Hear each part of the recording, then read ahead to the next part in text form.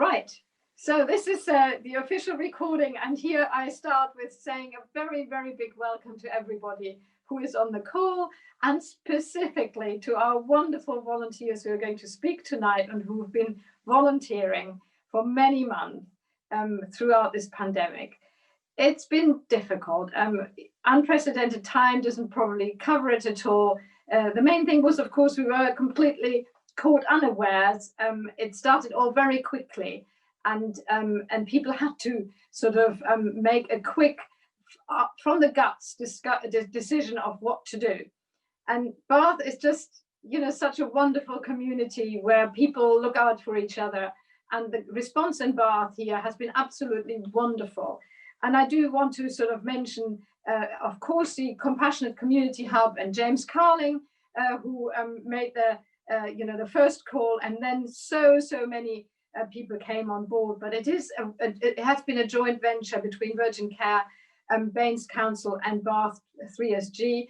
And I had the privilege in a small time when we were still able to, or when we were again able during the summer, to go out and meet socially distanced, to see the hub, and talk to many of the volunteers and the people who were organizing it in the background. And it was a wonderful occasion to see it for myself, of where everything happened, where the community response was being managed by. And we are hearing tonight particularly from those who were absolutely part of it from the very beginning. I will introduce all the speakers one by one and give them the floor for a few minutes. And then, as Olivia has already said, there's going to be a Q&A session, and please submit your questions in the chat box. Our first guest speaker tonight is Sarah Williamson Martin. She is the Emergency Response Manager for 3SG. Welcome, Sarah. It's very good to see you here. You run a dementia charity and you have small children. When we went into the first lockdown last year, you saw the need to support vulnerable people and you called James. And what happened next? Okay, so it's quite a lifetime ago now. It feels like so much has happened since then. So yeah, I think what basically happened was way back in March last year, at the start of the pandemic, I was kind of worried about the people living with dementia in the community. And so I made contact with James Carlin who was the director of 3SG. And we had a conversation about, basically how we could utilize volunteers to help people who are vulnerable in the community. And what had happened in the background to this was that the Wellbeing Hub, which is now called previously the Compassionate Community Hub, had already sort of started the wheels in motion to create this hub. And that had been some time in the making, but essentially when COVID came, it kind of accelerated the plan for this to happen. And so it was really, really good because they had this idea, and then they were able to put it into practice. Now we then started working with all the other people at the hub, including Citizens Advice Bureau, Bath Mind, A2K, all those people that could come together with Virgin Care and the council, and use the volunteers to the best way to support those that were vulnerable in the community. So it started off quite frantically, as you can imagine. There's nothing in place to kind of manage people or people to apply. And so there were a core team of us originally, Josh, Chris, Victoria. I've got to shout out to them because they were so good, working 16 to 18 hours a day to get this up and running. And then, essentially we were having daily meetings about these people because people were in quite a difficult position when this first happened. People were so uncertain that we needed all the expert advice from the people at the hub, like I said, like Bath Mind and the like, to coach us, because we weren't professionals in that capacity. I mean, I'm a lawyer by trade, so it's a different scenario. So this was yeah, it was quite revolutionary in the way that everyone was able to work together to try and support the average person. Sarah, how many volunteers are we talking about? How many were you managing? And then, what support were they providing, and to how many people? So yeah, in a very quick time, I think Josh and James sent out some sort of post, and within days, they were, I think within the first week, I think Miles and I looked at it, there were over 2,000 volunteers, and we still have 2,100 volunteers that essentially we manage. that do shopping and medication collections, across Baines. We have helped around 1,850 individuals, and we've completed over 3,000 tasks, which equates to £67,500 worth of shopping. So it's phenomenal as to how much has gone on. We support about 200 people each and every week with their shopping still.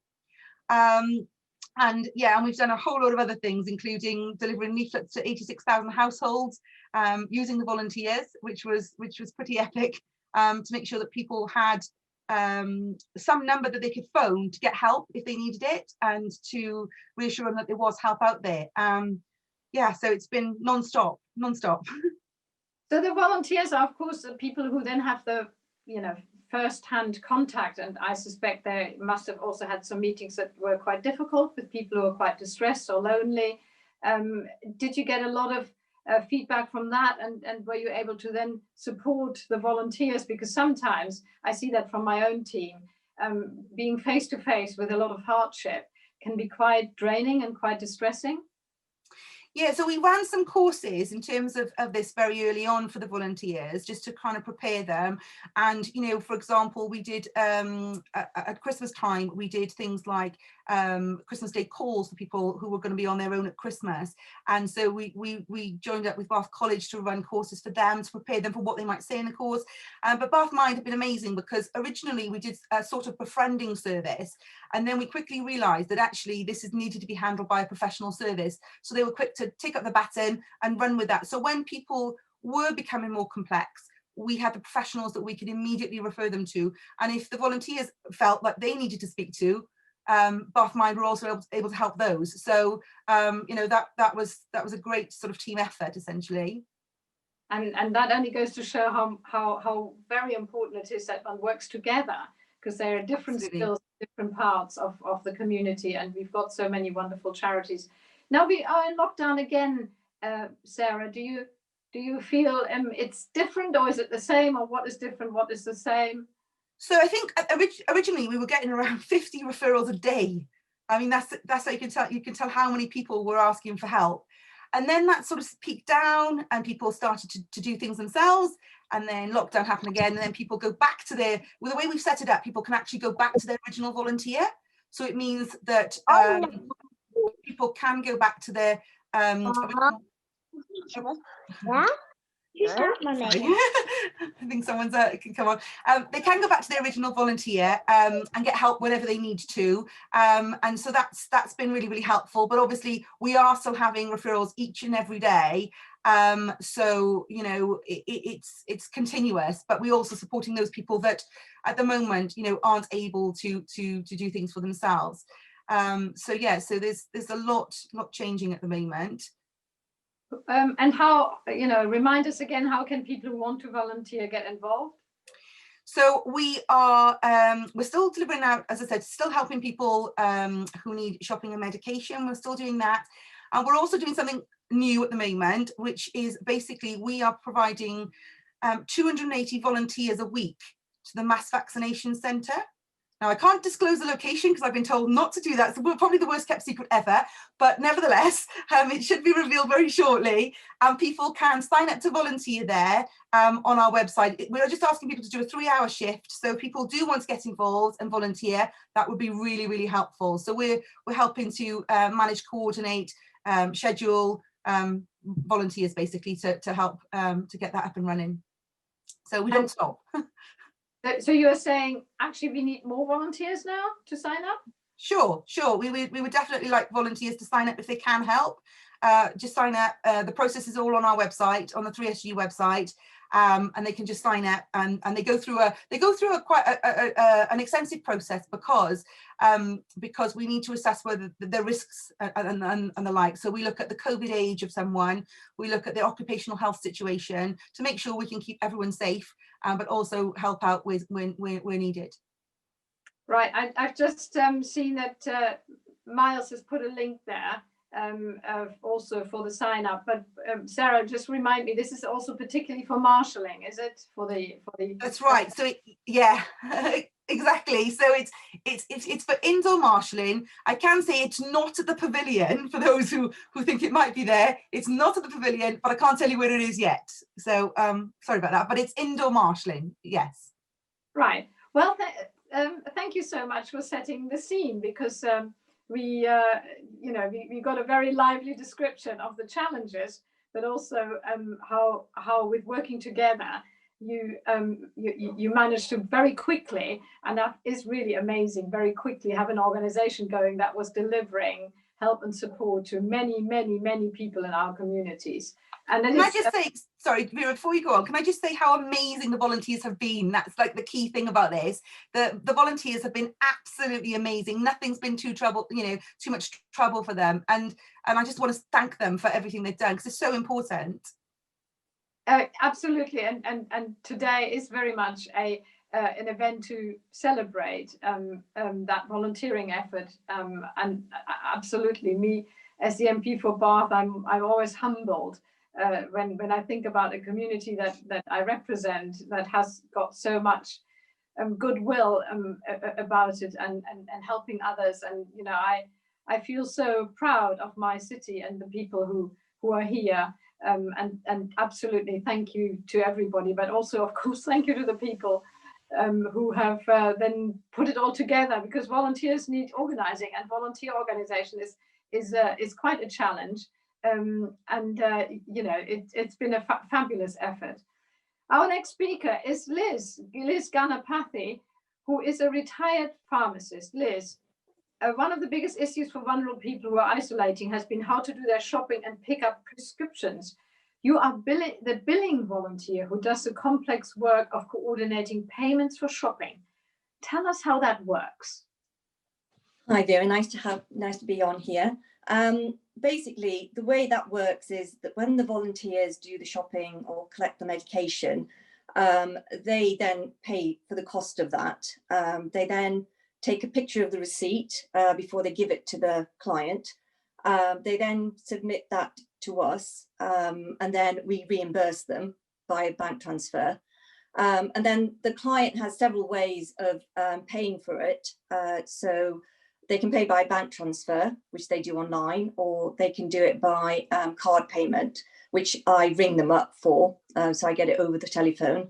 Or they pay by cash or check, because obviously some people are not obviously very good on IT. So if it's cash or checks, I will go and collect it from their houses once a week. And I think I think the system is very safe and it's very simple, and it just means that people can get paid very quickly, as in the volunteers get paid very quickly. And I think it just provides a quite secure system for the client as well, because it's just us dealing with the payments from them as well. So yeah, that's how it's basically set up.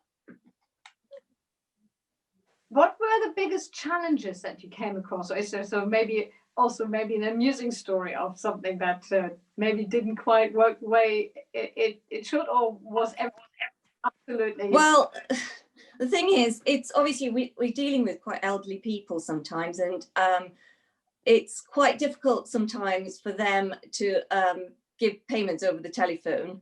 I often have problems because obviously with heightened security with cards and things, the passcode, we have a passcode sometimes they ask for when you do a card payment. And, it's really difficult because they don't understand that, because they might have a mobile phone, but they've not used it for years, and the passcode is sent to that. And then, so sometimes they have to come off the phone to me, and then they have to go and try and find the phone and try and find the passcode. But by the time they've got that, the time's run out. So then they have to send it again, and it gets very convoluted. So I'm kind of on the phone quite a long time. It's sometimes, and then I think people do get worried, because they don't want to pay the payment over the phone, because of this, they're worried about scams and things. And and I could be anybody, so I often have to revert to checks and cash, which is fine. I think in a way they quite like that, because they're then seeing somebody in the week as well, but obviously I'll just stand it by the door and get the payments. But yeah, I think it's been a bit difficult for some people, just, getting the money thing. And they often want to give the cash to the volunteer, and that's quite a a concept that they don't quite understand, because they often, for them, it's natural just to give the money to the person who's doing the shopping. So, but yeah, so it's, you know, it's tricky sometimes, but we get there in the end. It's definitely easier as time's gone on, definitely, yeah. I imagine you have to be very patient. Yes, and yes, I have to be very patient, but that's fine, you know. And obviously it's quite difficult because some people can't hear very well, so you have to really shout. So like the rest of my family are quite confused at why I'm screaming the place down in the house, because I mean they can't hear. But it's, yes, you have to be very patient, but you know, they're all so lovely. Everyone I talk to on the phone, they are such lovely people, and it's, you know, it's just really lovely just to speak to so many different people. Actually, I'm really enjoying it. Well, it's wonderful that you're describing it that way, and sometimes probably a bit of sense of humor helps as well, that you don't get too bogged down and just see the more, you know, smiley things in life. But after a long day, I suspect sometimes it can be quite difficult. But also, of course, that people, I would have thought people get anxious. You know, as you say, people are then suspicious and they get anxious, and you have to sort of probably also be somebody who then calms down and says it's fine. But I mean, I didn't realize that you're also going physically then and collect the payment yourself. That's something that I hadn't quite realized that was what you had to do. Well, thank you so much, Liz. That was really very interesting. Our next speaker is Miles. Hello, Miles. Very, very good to see you. Let me just introduce you. You studied human geography at the University of Southampton, and you did your dissertation on kindness in cities. So maybe Bath was a very, very good sort of direct research, and you learned quite a lot. But how did you find that what you wrote was actually what you saw, and what you saw well-being hub? Did it overlap to what you were writing about kindness in cities, or did you learn more things? Tell us what you did in the hub first. Yeah, no, thank you so much for having me. And yeah, exactly that. It was sort of, I submitted my dissertation on the 20th of March last year.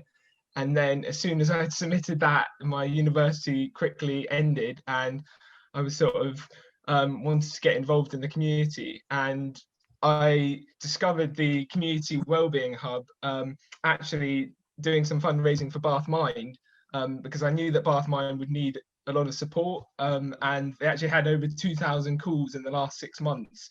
In 6 months at the beginning of the pandemic in terms of support for mental health.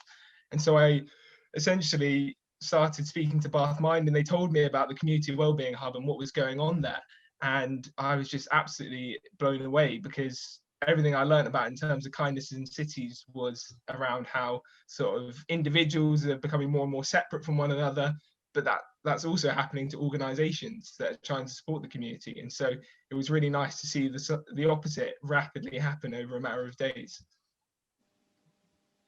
And since you've done your research, have you actually sort of gone back and seen whether we in Bath are very special, or is it something that has actually happened across the country, or is at least reflected in quite a lot of parts of the country?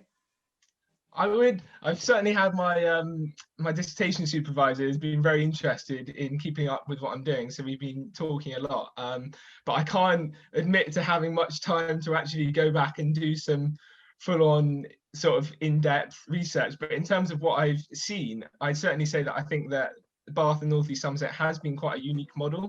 I have spoken to Southampton and various other places, and you know, for the third sector, the statutory services, the council and the NHS all to come together, it's really unique, and I hope that it continues for a long time. So yeah, so very fortunate.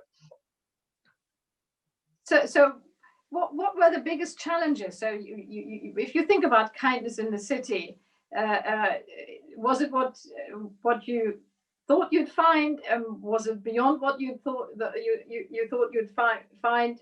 What are the challenges that you know, when you're thinking about kindness in cities where people often live very isolated lives?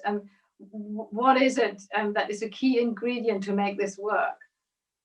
Yeah, so I think one of the biggest things is the fact that, you know, it's the classic sort of we're all becoming more and more disconnected, and I certainly noticed that. And as soon as I left university, I wanted to get a job in terms of the charitable sector, and I was very fortunate to find a job working for 3SG, which is Bain's Third Sector Group, as a coordinator.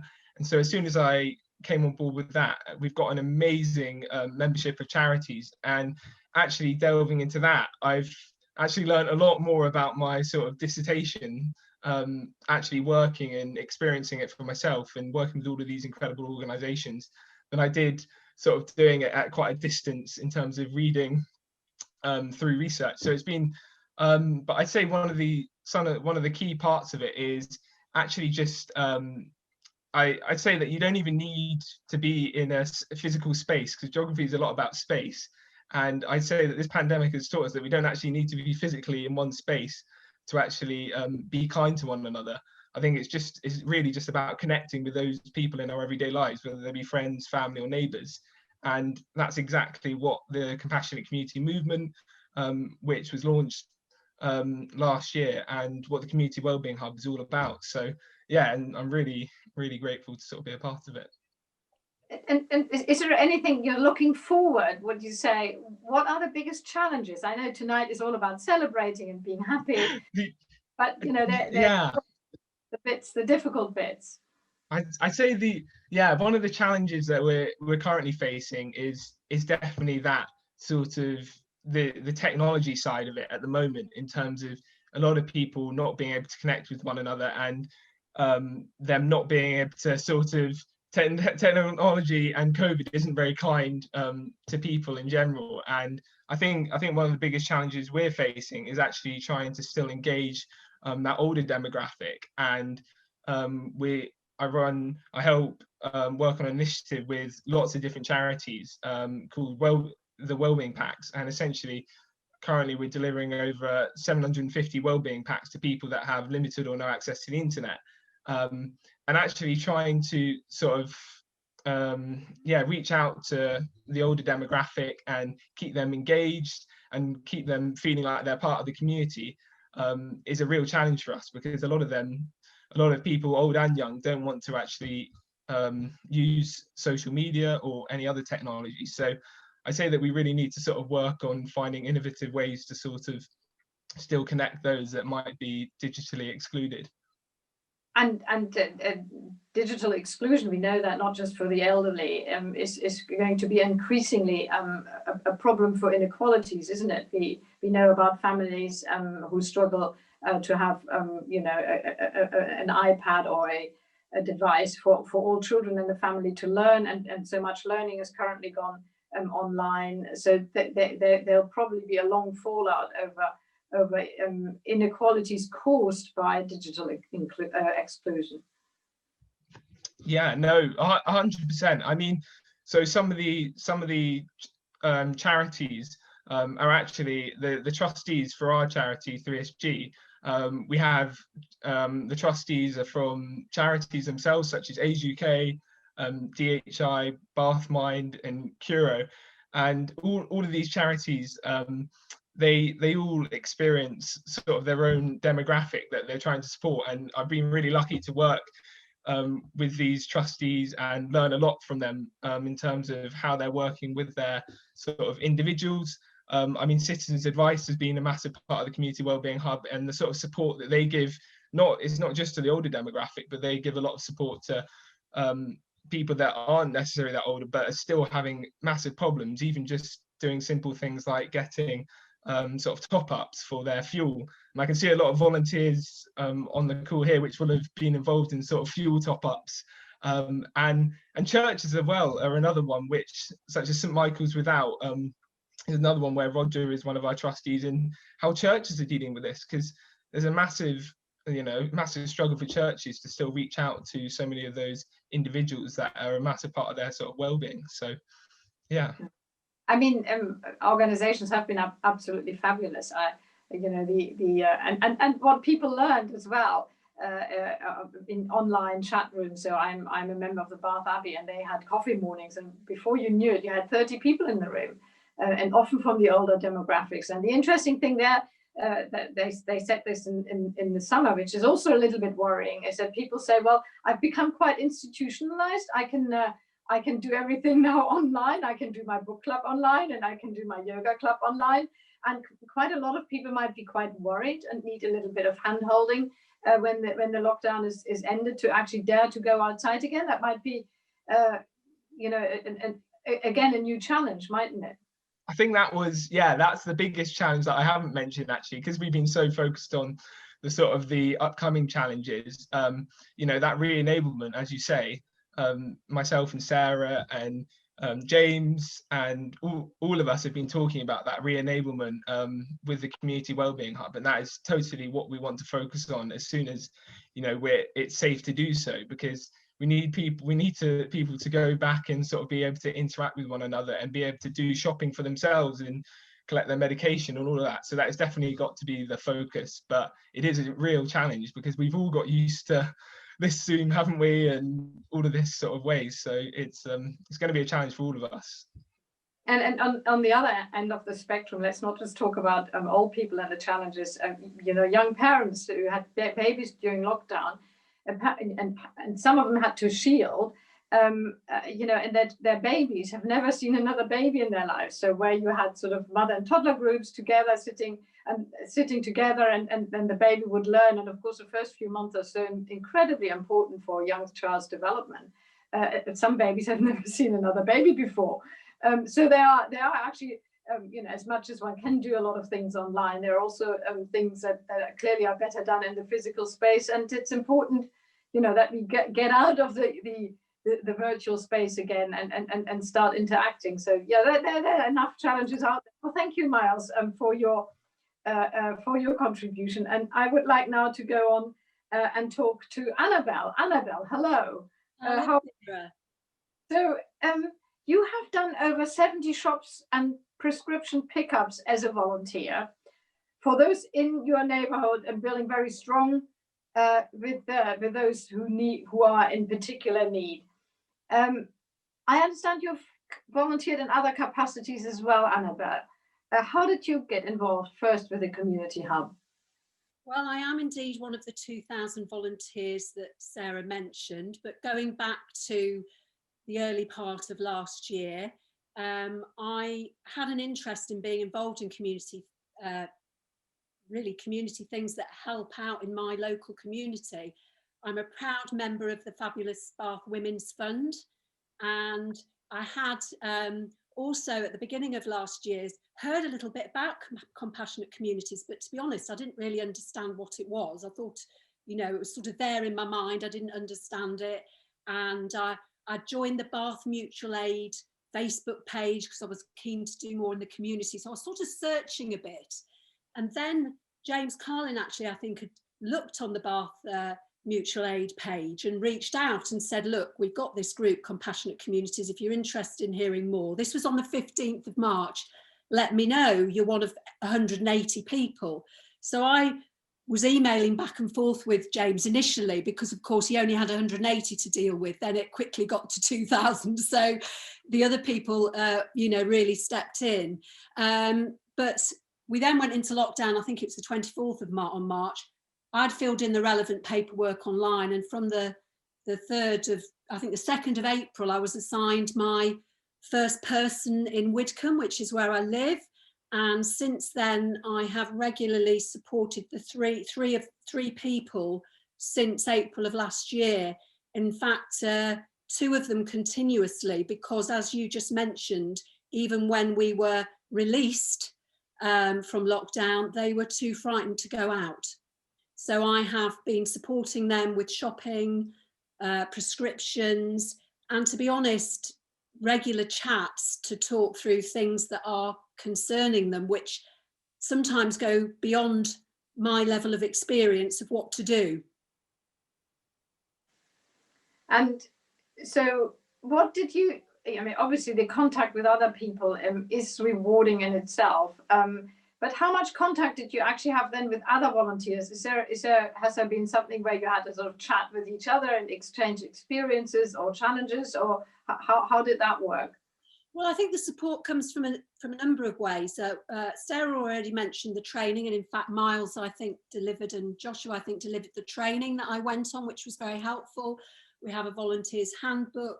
There were the events that Sarah mentioned, where as volunteers we can, you know, just as this on Zoom, kind of get together and during the training share ideas. You also find out that people you know in your local community have also, I'm sure some of them are on this, have volunteered. So you have sort of informal conversations between yourselves about how you're managing things and your experiences. So actually it breeds a real sort of community network beyond just the tasks. It's much greater than just doing the task of somebody's shopping, both with like-minded people, but also with people in your community. I mean, the 3 people I support all live on their own and they don't have the support to do this, you know, and so it really makes a massive difference to them. And do you think that ultimately, I mean, once there is something like going back to normal, although probably the new normal is certainly not like the old normal, and who knows how long, you know, remnants of the virus will continue to be with us. But let's think that by this time next year, we will be a lot freer and a lot of people will be vaccinated and it's safe to go out again.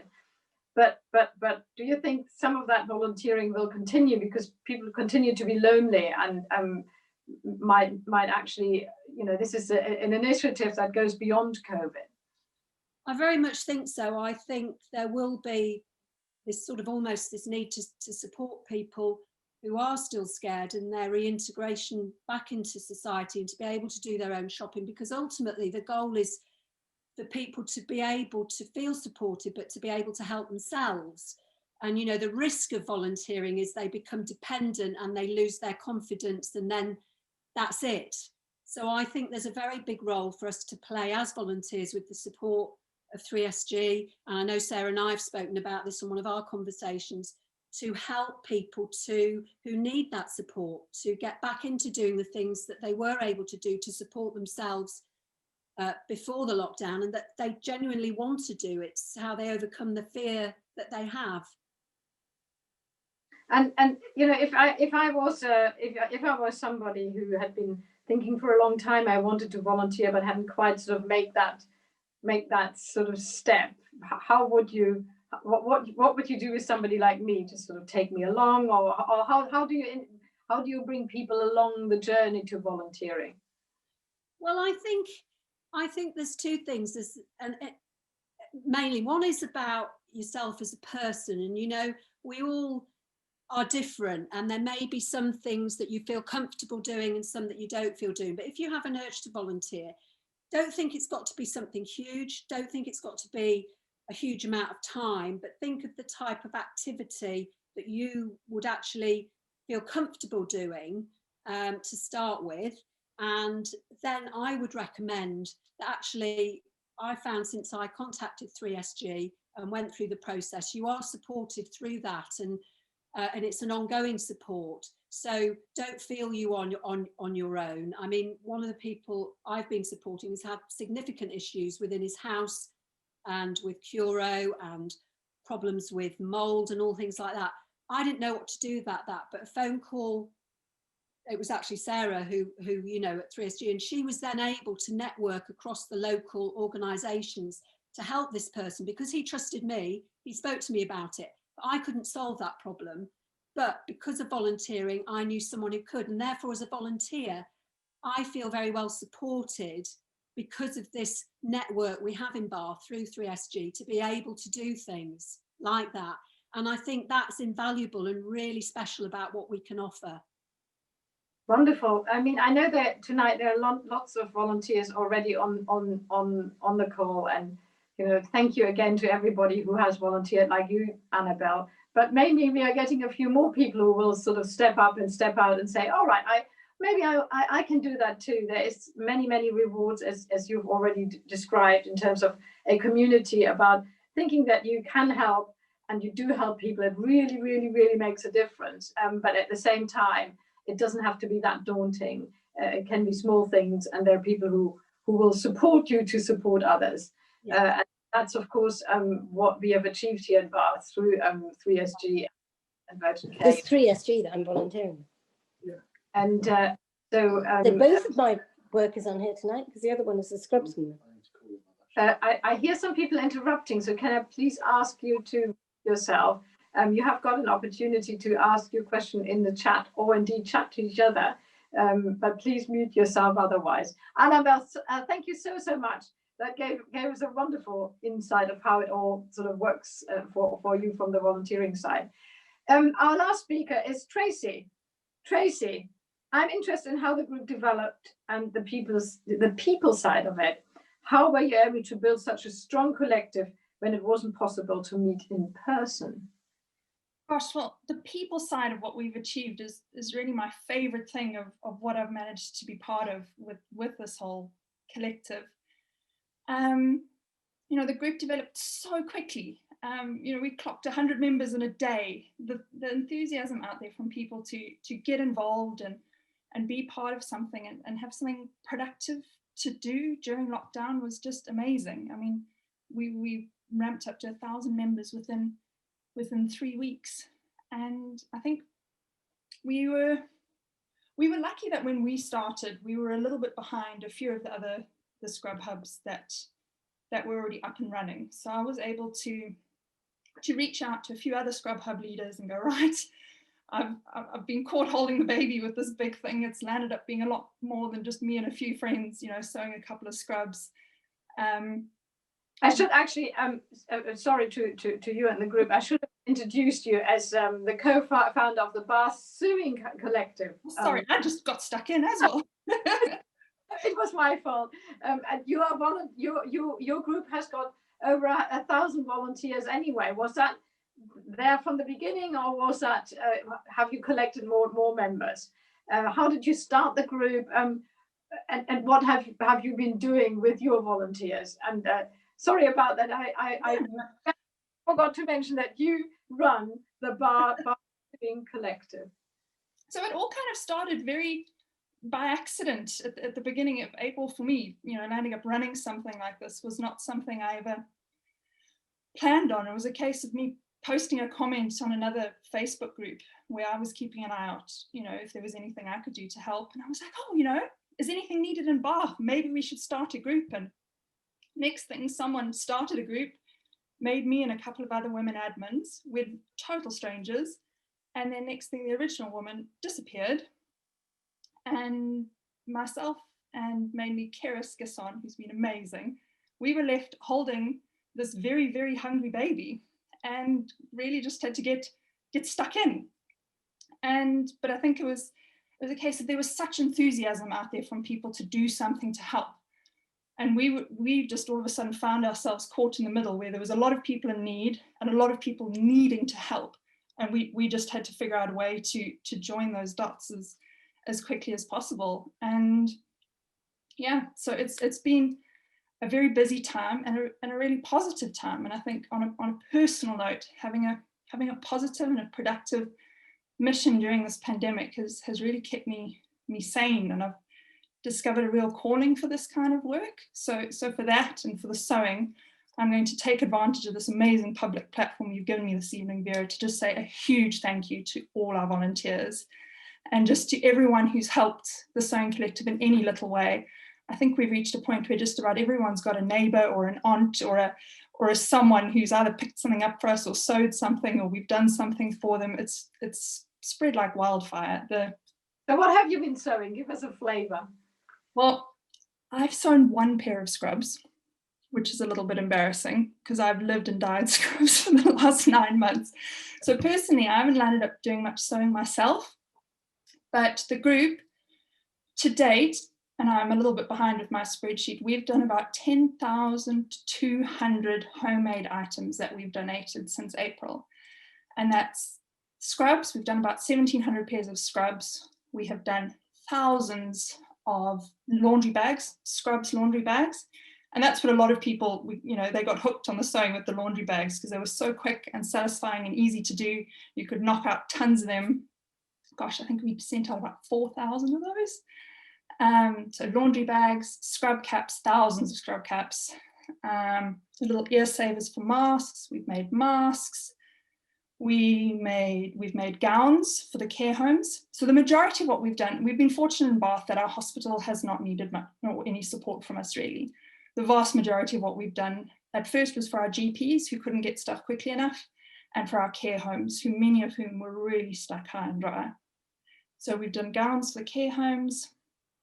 And then once the first wave of the sort of PPE need passed, we then started working on some fun projects. And this is where I really got to know Miles and Sarah. Is holding up something, if you can see that. Oh, so, Christmas decoration. Yes, the stars. That was one of the projects we worked on with Miles and Sarah and the Compassionate Community Movement. Is I developed a pattern for the special star. Gosh, I lose track. So we've done stars. With Sarah's work with the dementia community, we've done dementia-friendly bags. Those were really fun. I'm probably forgetting stuff. Oh, favorites. We've done rainbow scrubs and really funky wild scrubs for the Bristol Children's Hospital, just for fun. And yeah, we'll sew whatever we can get our hands on if it's going to make someone smile, really. And did you find that a lot of people were actually improving their sewing skills as well? I mean, if I think about how long ago it is that I've been behind a sewing machine, it's, you know, I probably wouldn't know how to do it anymore. Oh, I'd get hold of you. We've had so many people who've dusted off an old sewing machine that they've inherited or something like that. And I think that's the one ethos we had on the group, to just really emphasize that we weren't going to be vetting volunteers or checking your sewing skills before you got involved. You know, anyone who wanted to help and take a go was and still is welcome to try. And Keris, this is where she's been amazing. She's a really talented and inspirational DT teacher. So she developed YouTube tutorials, YouTube videos on how to make all the things that were needed, including a full-on 40-minute sew-along scrubs. And we've had so many volunteers who hadn't ever sewn clothing before, who sort of started with their laundry bags and built up their confidence a bit, and then had a go at some scrub caps, and those went all right.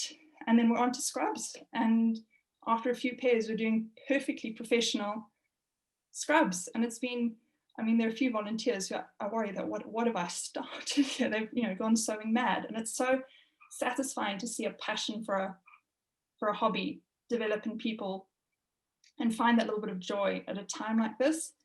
And I think that's one thing we really focused on in our group is, yes, providing the scrubs was what started all of this. And it was so important. But what was of equal importance was to provide a positive and supportive community for so many people, and just allow us to all have a positive mission together. And I think a lot of people who feel passionately about volunteering, many of the volunteering opportunities available aren't possible if you're over 70 or if you're shielding or anything like that. So, you know, you didn't have to leave your house to be able to help with what we were doing. So it was really accessible, and we had people contributing from all over the country at one stage. If their sewing hub didn't need anything, but they wanted to be able to do something. I had a woman who was posting me scrubs from the north of England.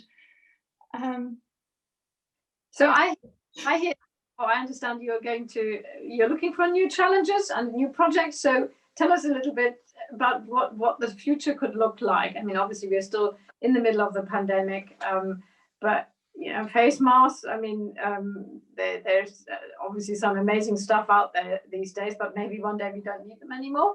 But what's the future? The future, well, I'm a daydreamer, so I'm always thinking about that. In terms of daydreams on the group, we have big plans for a big scrubs pajama garden party at one point.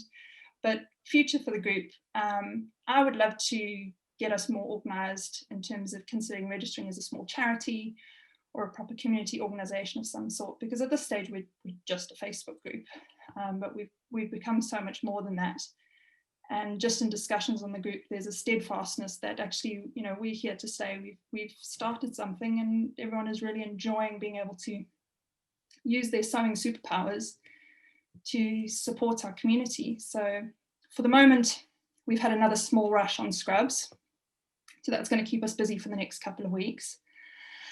But for the future, really, any charity or organisation out there who has a need that they can't afford to service themselves, that can be solved with the sewing machine, we are here for you. Or any sewing project that would just support a charitable cause, we're game. Wonderful. That sounds amazing. I like the idea about the pajama party. I'm if somebody sews me a suitable pajama. Oh, we will teach you to sew your scrubs. But yes, we are probably at some point all in need of a great big party. I mean, if you think of all the parties that couldn't happen. But yes, it sounds, again, the energy that comes from the project that you're describing is just so wonderful. And yes, Tracy's there for you to learn, to help you to learn some new skills, and that is satisfactory in itself, isn't it? Don't tell me you've got a sewing machine. I'll get hold of you and. all we need is a volunteer, the person. Yes. Well, thank you so much for all of your contribution and giving us such a fun and celebratory tone to this evening. I'm going to give over to Olivia now, who is going to manage the question and answer sessions. And I say thank you again to our panel and all the wonderful things that you've been doing. And of course, for all the hidden faces that I can't see in the audience who have been volunteering. Let us hear from you as well. It doesn't have to be a question. Tonight is, as I said, a moment of celebration and feeling good and happy about our community. And you don't just have to ask a question, you can also share a fun story with us. So over to Olivia. Thank you, Vera. We haven't had many questions yet, but the first question we've had is, this is a question for everyone. Is there something that isn't being done at the moment that the panelists would like to see taken up? I mean, we've heard from, a range of activities and challenges, but is there anything missing from your kind of palette of volunteering, the services that you're providing? Some of the volunteers probably need to learn to take a day off. That might be one of the big things they need. Okay, thank you. Exactly. I think that's a real issue, though, I think, for everyone to bear in mind, because when the pandemic struck, I mean, it just was like all hands on deck for in every chapter of life, and certainly for Vera and our team, because we were hearing from so many people that were scared, in need, and those are the people, of course, that our wonderful volunteers have been reaching out to and supporting. But if I go just backwards, Tracy, is there anything, if you look big picture beyond your wonderful, is there anything just scanning the horizon that you think that is the next challenge, aside from, of course, maybe sewing? I mean, I'm a bit of a sewing blinkers. I think the thing that Miles mentioned this evening that's really resonated with me personally is that how we get used to the big, scary, wide world again when it's time to get back out there. I know I personally will feel anxious ever being in a crowd again. And I think as a society, that is going to be an interesting next step, because I think you'll have those of us who feel very anxious about it, and then others who are really enthusiastic. And I think there's a potential for quite a clash there. That's going to be an interesting challenge. Annabelle, do you have any thoughts on what you see any opportunities for additional support? Well, I think I've realised through this the power of local neighbourhood connections, because the people I support, one of whom lives within 200 metres of me, I had no idea that person was living the way they were and that they were struggling before the pandemic. And actually, I think the more we connect in our communities, the more we can be there for each other, because we all at different times have different challenges. And sometimes some of us never need help. We've got fabulous families or always people around, but there are many people who don't have that. And I think this informal network and knowledge within our local community and just on our own doorsteps, I think that's probably an opportunity that's come to us through COVID in a way, that, we now have those connections, and I'm sure other volunteers you know, have come across those things as well. And I just think that if there's some way that we can, you know, really understand some of those needs, because by having regular contact with someone locally, you build a relationship and a rapport and a level of trust. And actually what they start to share with you are things that might not have been known otherwise, but that can make a significant difference to their lives. And that, I think, is the real power of community. And it's just being mindful in our own communities and just asking someone a question sometimes. How are you doing? Do you need any support with anything worrying you at the moment? You know, even if it means knocking on someone's door. I mean, what's the worst that can happen? They can say, oh, get lost, what are you doing interfering? But you know, so at the end of the day, there's a lot of people out there who are very lonely and are not, don't have anybody to say that to. That's very true, Annabelle. Liz, what's on your horizon potentially? I think for me, obviously I've always volunteered in some form. And this has just been another sort of arm really in my volunteering. I think the thing about getting people back out there, a lot of people that I've collected you know, payments from, they are really scared, and they have been going out before, you know, if it was just down to the local shop. So and they're still very scared. And I think if we can get people, like Annabelle said, in the local neighborhood to just help them, go out with them, you know, just to let them know that there is nothing to be scared about. I mean, I did see somebody today, actually. I mean, and it's the vaccine thing, you know, she's scared to have the vaccine because she's ill, but she also wants to go out and go for walks. So, you know, it's getting that balance of trying to maybe volunteers to help go out for a walk with them. You know, it's just a little thing, but as time goes on, they will just feel a bit more comfortable going out. But I think having somebody else to go out with may be, you know, helpful. But I mean, personally for me, I'll just find something else to volunteer, whether it's, you know, I don't know yet, but for me, I will carry on with volunteering. Maybe once this is all finished, if it ever gets finished, but hopefully it will, I'll just find another thing in Bath, basically, to join. So yeah. Thank you, Liz. Miles, what's you have a good kind of bird's eye view of the whole landscape for the Wellbeing Hub. What pops out at you?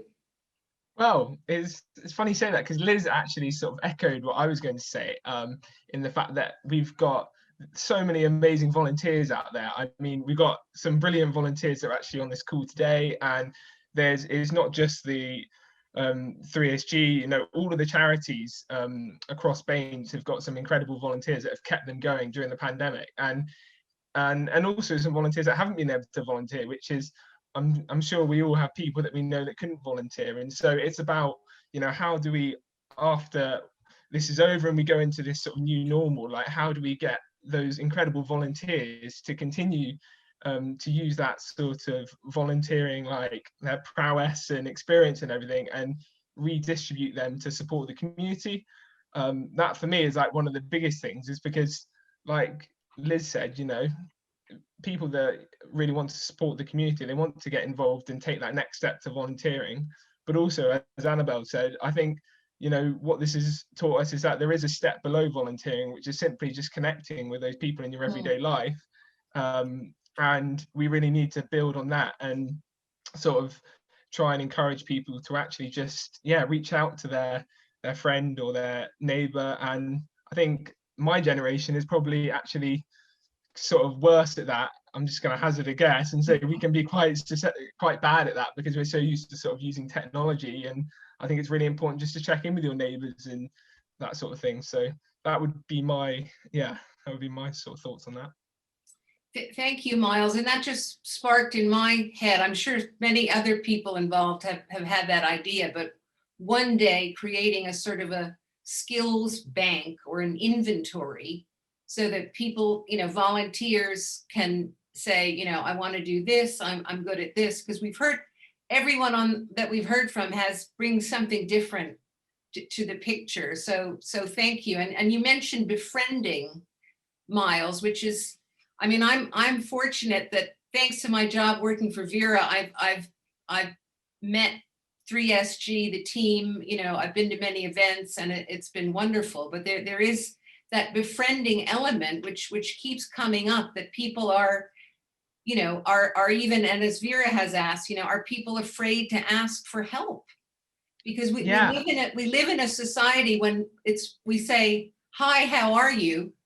But is that really an invitation for people? If someone is not okay, is, you know, do they feel that they can answer that? So thank you. Sarah, you started us off, and again, is there anything on that you see, you know, where there's a new opportunity to support people in Bath? To be honest, this is kind of a movable feast. So like, it's incredible to explain, but basically, we start down one path and then something pops up. And because of the dynamic people we've got around working in this sort of 3SG group, I mean, it is incredible. The people that are there can do things very, very quickly. And so ideas come up to help in some way. And within a few days, we're actually running the whole thing or supporting a charity or coupling up with someone. And that's kind of the beauty of what we do, which is brilliant, because we can work with all the other charities to support them and just help them to do whatever they need to do. So where there's a need, that's the benefit of 3SG, really. It can adapt, bring in people to try and help what the need is with professionals who can do it. Because that's the key thing here. Whilst we've all just talked about the lovely idea of supporting your neighbour, ultimately, a lot of people wouldn't necessarily ask for support from their neighbour, but once they get to know them, they might ask for support. Do you know what I mean? And it's having those boundaries of professionalism, but being able to do that. So there's a line to draw in some way, because you can't just, you know, do that as nice as it is.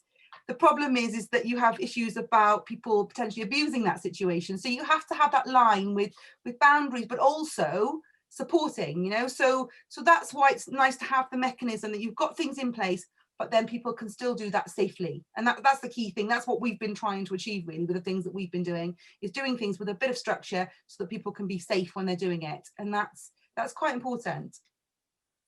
Wera, do you want to ask that question yourself that you just put in the chat?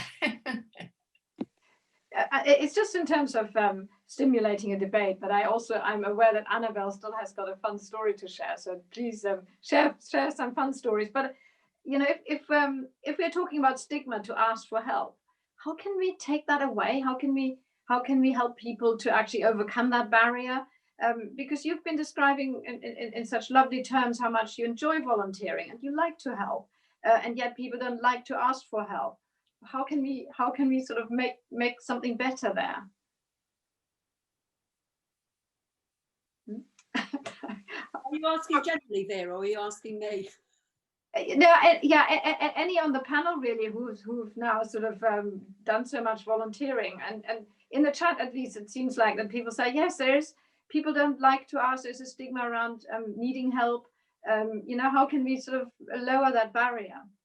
I think the key is strong communities, and I think in a weird way, this pandemic has got us off to a good start in rebuilding strong communities, because it's brought out that necessity and really highlighted how much people are willing to help, and in a horrible way, people have had time to help because they haven't been distracted with so much of the other noise that gets in the way with life. You know, you're stuck at home, your world becomes a lot smaller.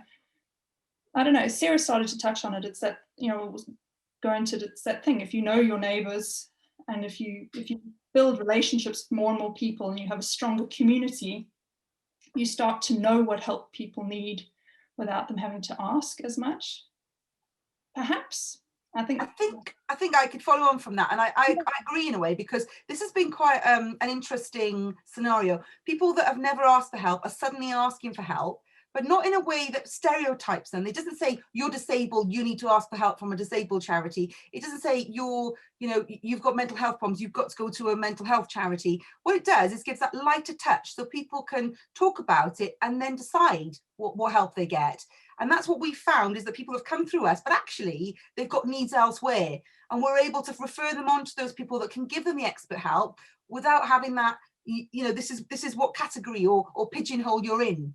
You know, so that's kind of like been really, really important, because lots of people have come out of the woodworks that perhaps weren't getting support. Some people were already getting support, but we've had this scenario because they build up a trust and a friendship like Annabelle talked about, and they're able to talk about those problems that they have, and then we're able to get them that help and support. So it's been a really, really good way of that. I mean, we've done over 200 referrals to other agencies. So you can see how it works. But absolutely, the community side of things is important because there's a lighter touch than, as I said, saying that you're in a particular pigeonhole or you're stereotyped. My good friend Jo has just made a really good point in the comment. She says we need to be vulnerable, share first, and that will encourage others to share. And I think that's such a good point. I think if people who do have a platform can actually admit when they're struggling with things, and we're all human. I think during this pandemic, everyone like that far below the surface is about to have a wobbly. And I think the more of us that can maybe be open with the fact that we struggle sometimes makes it easier for other people to not to put too much of a rose-tinted view if you've got a platform out there. I don't know, brainstorming. I'm about to hand over to Annabelle because we really want to hear that inspiring story and others. But I did have a conversation with one of the speakers earlier this afternoon, and about how, at this time when all of us, as you've just said, Tracy, it's such a stressful time in so many ways that actually volunteering and doing something positive, I mean, that's a way to lift our own spirits and so I think that's something, that's one of the, not only people, the beneficiaries of the volunteering, they benefit, but we as volunteers reap so many rewards. So if Annabelle, we'd love to hear that anecdote. Over to you. You built it up so much now that I'm feeling a bit to be honest. There's one little happy anecdote, and then there's something that's probably a little bit more humorous. So it's just something about sort of the difference that you can make by doing something quite simple, like someone's shopping. And after 3 weeks in, the third shop I'd done for somebody, they opened up the door, big smile, and they looked at me and they said, do you know, when you bring my shopping every week, it's like Christmas Day for me, except I'm having Christmas Day every week. And that really sort of spurred me on to want to do more, to be honest, because it mattered that much to them.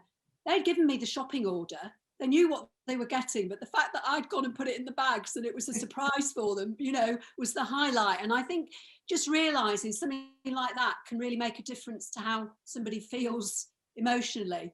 I can understand it because I love food, so, getting what you need and all of that. The second thing was another person I have been helping. I just said, I'm going on this group tonight, and what the purpose was, and Vera will be there. I said, oh, right.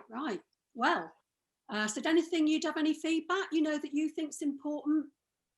I think Vera needs to know that there's mold in people's houses in Bath and it needs sorting out. So, and he said, you've helped me sort mine out, but there'll be many more people like me. So can you let Vera know? So that was the most important message I had to pass on tonight, Vera. So I'll leave that with you. Duly noted, Annabelle. We do get people who have mold. And in fact, again, there's so much we can do. We sort of have to refer them or use our networks.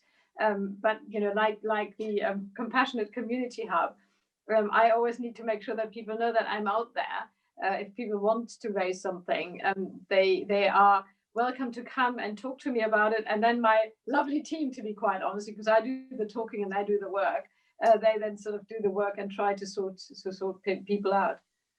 But yeah, I know. I tell your lovely neighbour that thank you very much. I'll look out for more mold in Bath, but we've got lots of old buildings. I suspect that doesn't help. Although a lot of newer buildings are actually more prone to because of all the insulation, the windows, and so on to mold. But I have seen some horrible things, to be quite honest. But yeah, thank you for bringing. Thank you. Thank you. I have two topics for us to touch on. One is that Miles, you mentioned, and one of the audience has said, you talked about the digital skills gap, the technical skills gap. And as Vera said, I mean, that can, it impacts people of all ages, and it does become a discriminatory factor that people can't access basic things. And any thoughts on that from the group on how we can bridge that gap? I mean, I'd say I'd actually had contact from the University of Bath recently about sort of having a sort of Baines-wide approach to sort of digital exclusion. And I think with a lot of these ways, as we learned with the Community Wellbeing Hub, is actually being able to have a sort of wider area approach to tackle some of these issues can really be very like holistic, because you can incorporate all of those amazing organizations that are already working in aspects of this. And I know I got in Reconnecting Twerton, for example, got in touch with me the other week, and there's all of these little things, all of these little initiatives that can really work together. And I sort of had an interesting story the other week when I was dropping off a wellbeing pack, which I've been doing to the same person for the last 7 months, and she's never used the internet before. And I kept dropping off the wellbeing pack, kept asking her, have you tried, out anything yet? And she kept saying no. And then it was only 2 weeks ago that she said that she'd done her first Amazon order.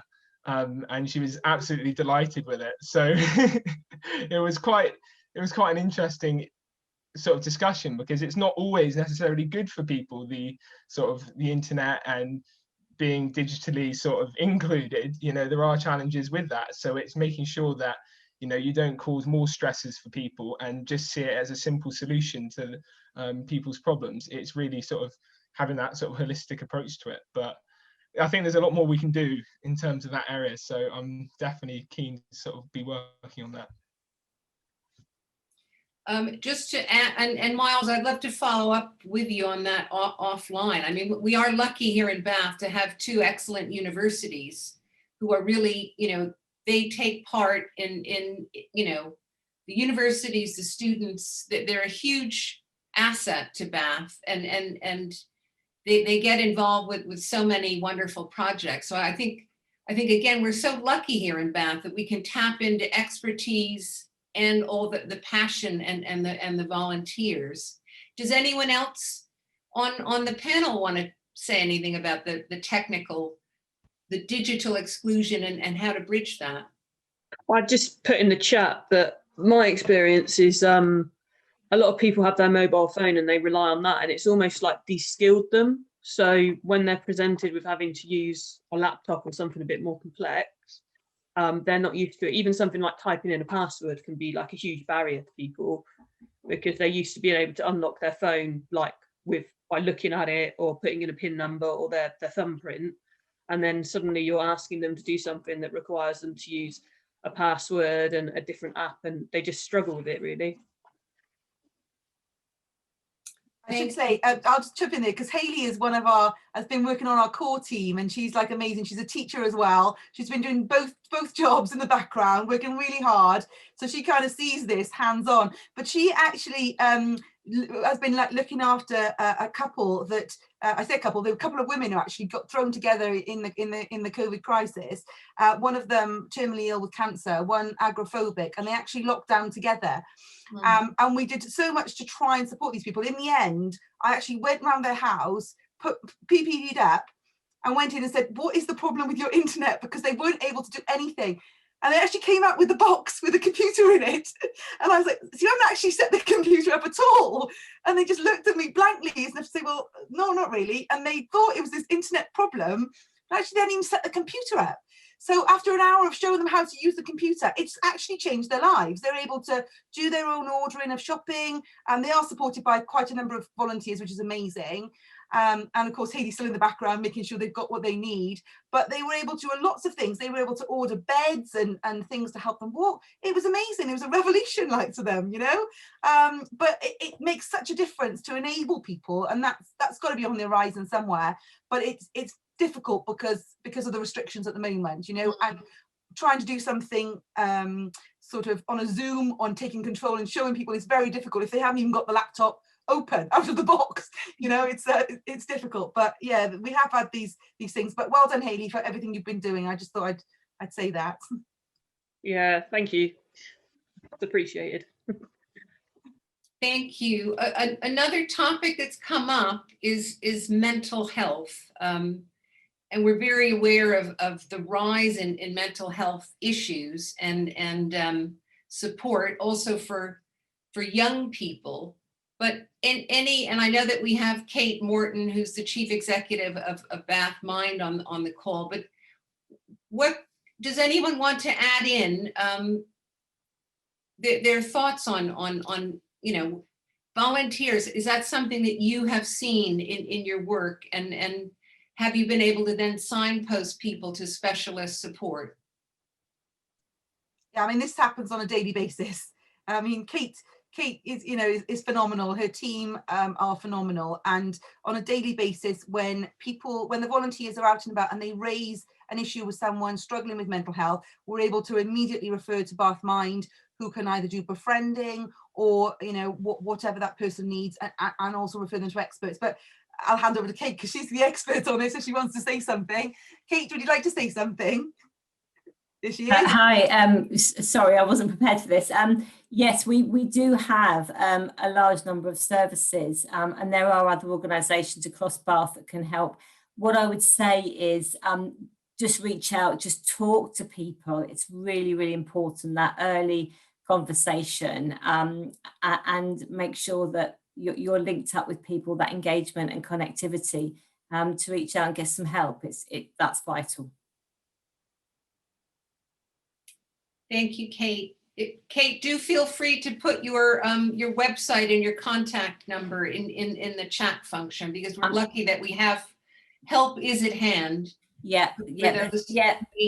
So on our website, I know we're talking about digital exclusion, which isn't great, but on our website we've got lots of information on there that will either navigate you through to our services or other services that will hopefully help. I'm going to ask Miles to do that. Sorry, Miles, are you able to do that? I'm on it, Kate. I'm just getting there now. He's bridging our gaps for us. Now, Joshua, you said you wanted to jump in on that topic. Hi all. I just want to say, from a volunteering perspective, like, it massively helped with my mental health through lockdown, being able to get involved with what 3SG were doing and helping other people. I think I've definitely noticed a lot more of a difference in lockdown 3, where I'm not doing as much volunteering. My mental health hasn't been as good as when I was volunteering full time. So I think it definitely gives people a purpose, and it's keeping volunteers going as well. So it's stopping them becoming people that need to access those services as well. So I think all of it is like one big circle of support sort of thing, and it works really nicely. Thank you. Can I just say about Josh? Josh has got a BEM for his volunteering service during this COVID crisis. So congratulations, Joshua. Thank you. Well done. Tracy, did you want to come in on that topic?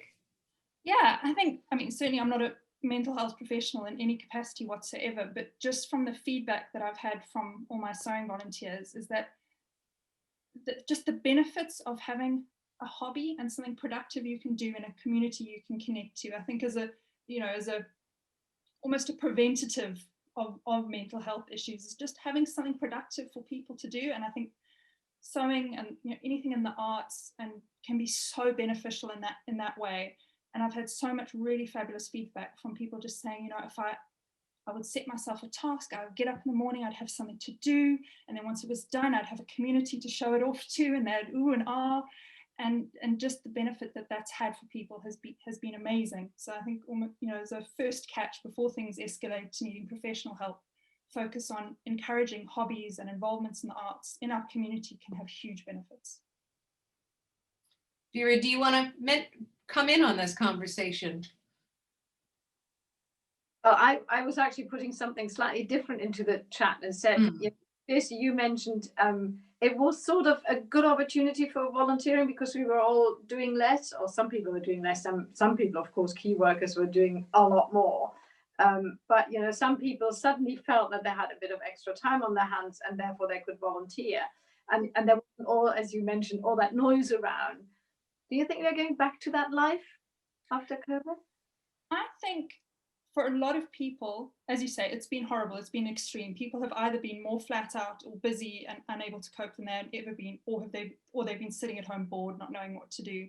And I think those of us who've had the privilege of that time, the headspace has been a gift. And if you've had, or can be a gift, not for all of us, and having the opportunity to volunteer, I think once you've done it, I don't think you can go back, because I have been helped as much as I have helped. I think, you know, I've got family who I haven't seen, oh God, I can't even talk about it. And having a focus just really, as I said earlier, we're all just this far away from cracking up, and having a mission is just so positive. Thank you, Tracy. That's so true. It really is. I mean, our daily lives have changed so much.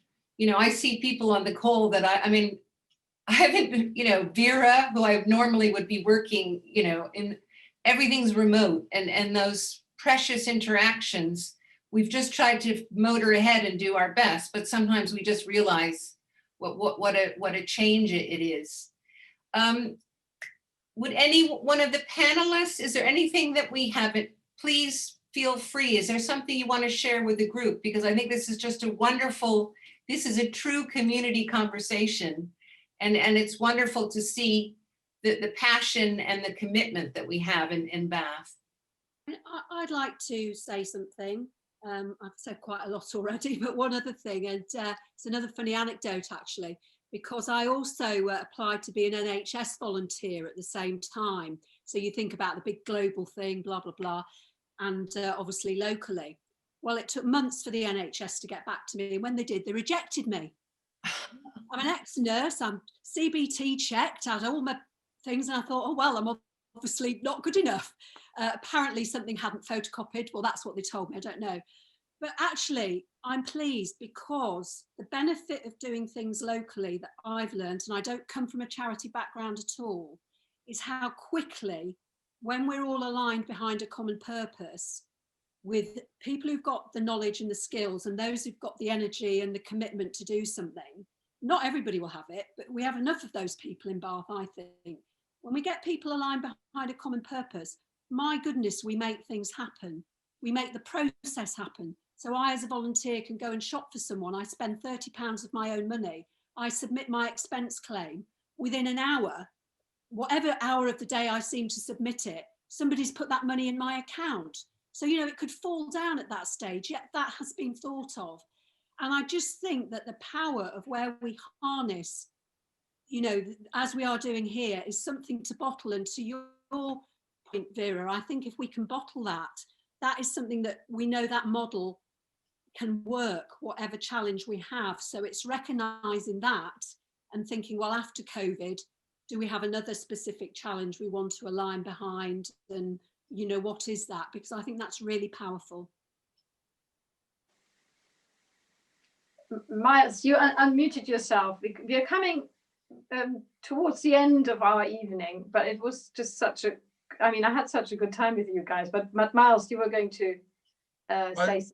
I was just going to say, yeah, I mean, part of what Annabelle just said was there's just so many incredible people on this call. Like, we've got Mary Jane, you know, there's been devoting so much time, Karen on here as well, and Sarah and Liz, who have been doing the payments. I mean, Sarah, I don't think has actually stopped working for the last like 9 months or so. So part of the reason why, you know, it was able to happen like that and the payment was able to get to Annabelle so quickly is because Sarah does that every single day of the week and has been doing that for like months and months and months. And I work with Sarah every day, and it's just, honestly, me and Liz reckon she like warps time or something like this, because she's got like 2 little ones and none of us can really comprehend how she does it all. So I'm in awe of what Sarah does. So hopefully she'll carry on in some capacity in Baines after all of this.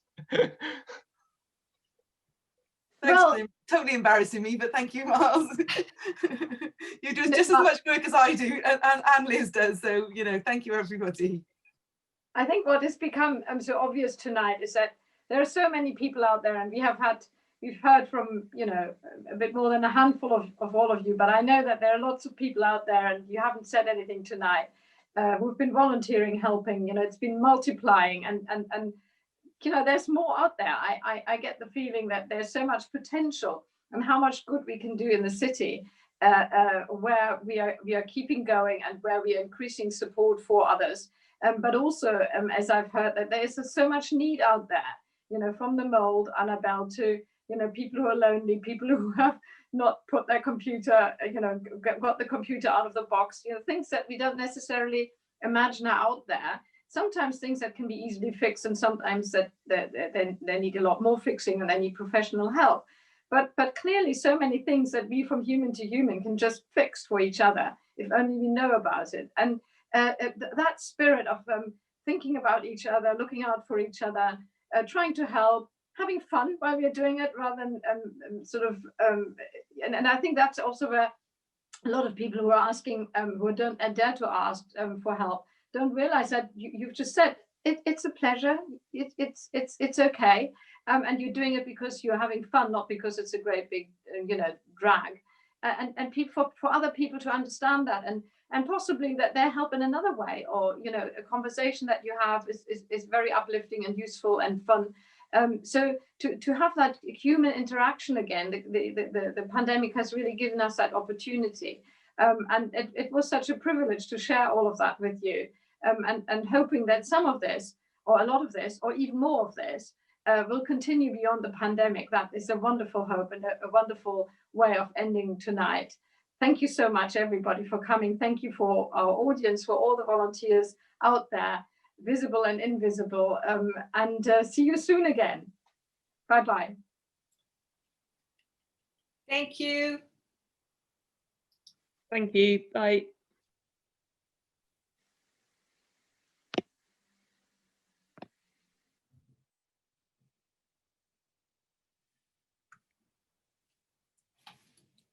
Bye. Thank you, everyone. Sarah, Liz, Tracy, great to finally see you. Thank you very much. You did a great job of hosting it all. Oh, thank you. And I'll follow up with you all soon. Okay, take care. Bye. Okay, thank you. Bye-bye. Bye.